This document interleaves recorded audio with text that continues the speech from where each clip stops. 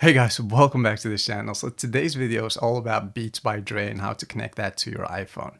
So this tutorial shouldn't even take 5 minutes. In my belief, these kinds of tutorials should be very quick and I'll keep it quick for you guys. So without further ado, let's jump straight into it. So the very first thing you need to do is go to your settings and activate Bluetooth, obviously. After doing so, you need to make sure that your Beats by Dre are off.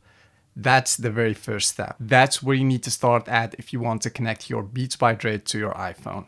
So they need to be off and you need to press and hold that power button until those lights will start flashing. And right away, you'll get this pop-up that asks you to connect your Beats by Dre to your iPhone. So simply tap on connect.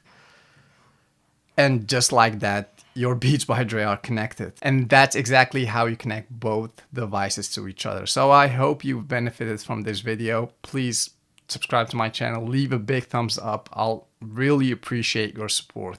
If you have any questions, leave them in the comment section below and I'll see you in the next video.